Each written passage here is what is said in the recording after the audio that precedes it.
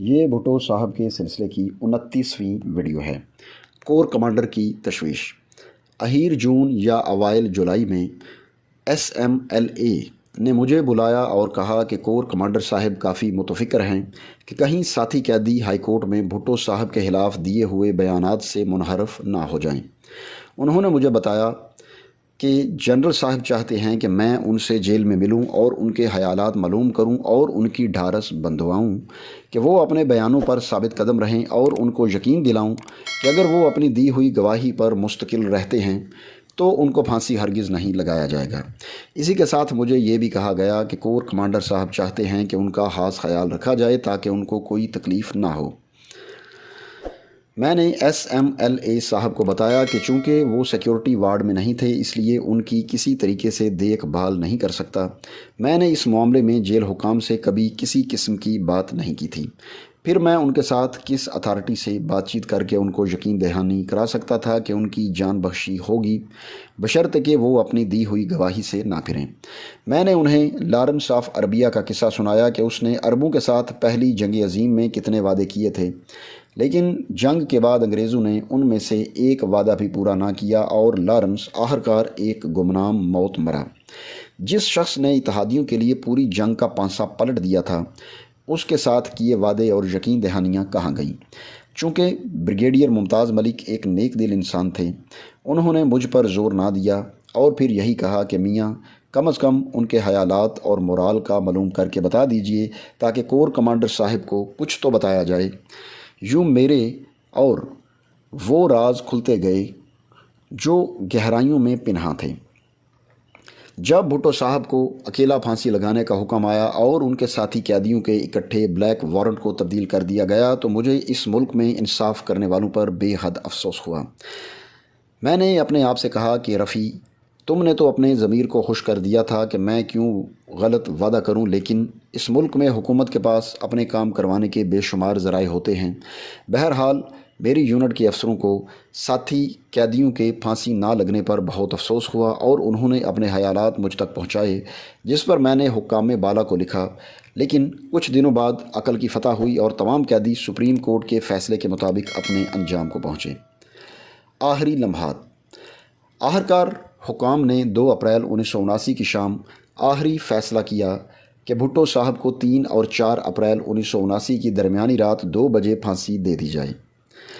Jail کی کتاب قوانین یعنی جیل مینول کے مطابق پھانسی کا وقت صبح سویرے کا ہوتا ہے، لیکن حکومت نے بھٹو صاحب کی پھانسی کا وقت رات کو مقرر کیا جس کی وجہ مجھے معلوم نہ ہو سکی۔ جیل کے قوانین کی اسی کتاب کے مطابق پھانسی پانے والے کے رشتہ داروں کو اطلاع دی جاتی ہے کہ وہ اس سے آخری ملاقات وقت مقررہ کے مطابق جیل میں کر لیں۔ بیگم نصرت بھٹو اور محترمہ بینظیر بھٹو سہالہ ریسٹ ہاؤس میں احتیاطی نظر بندی کے قانون کے تحت بند تھیں۔ بھٹو صاحب کی چند نزدیکی رشتہ دار بھی ان دنوں پنڈی میں موجود تھے۔ بھٹو صاحب کے ان تمام رشتہ داروں کو 3 اپریل 1979 کو ان سے جیل میں آخری ملاقات کرنا تھی، جس کا بندوبست کر لیا گیا۔ بیگم نصرت بھٹو اور محترمہ بینظیر بھٹو کی بھٹو صاحب کے ساتھ آخری ملاقات۔ بھٹو صاحب کی پھانسی آخری فیصلہ ہو جانے پر 3 اپریل 1979 صبح سویرے بھٹو خواتین کو ریسٹ ہاؤس یعنی سہالہ ریسٹ ہاؤس میں ملاقات کی اطلاع کر دی گئی تھی۔ ان کو لانے والی گاڑی جیل میں صبح 11:15 پر داخل ہوئی۔ جیل سپرنٹینڈنٹ انہیں گیٹ سے سیکیورٹی وارڈ تک لے گیا۔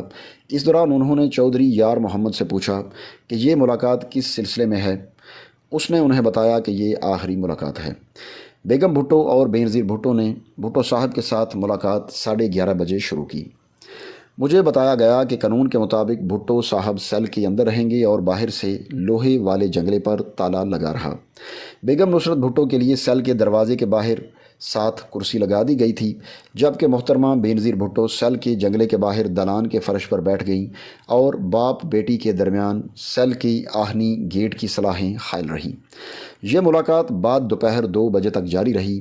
ملاقات شروع ہونے کے چند لمحوں بعد بھٹو صاحب نے جیل سپرنٹینڈنٹ کو اپنے پاس بلایا اور پوچھا کہ کیا یہ آخری ملاقات ہے، جس کا اس نے ہاں میں جواب دیا۔ بھٹو صاحب نے پھر پوچھا کہ ان کے باقی رشتہ داروں کی ملاقات کا کیا ہوگا۔ چودھری یار محمد نے انہیں بتایا کہ خواتین کی ملاقات کے بعد ان کو ان سے ملا دیا جائے گا۔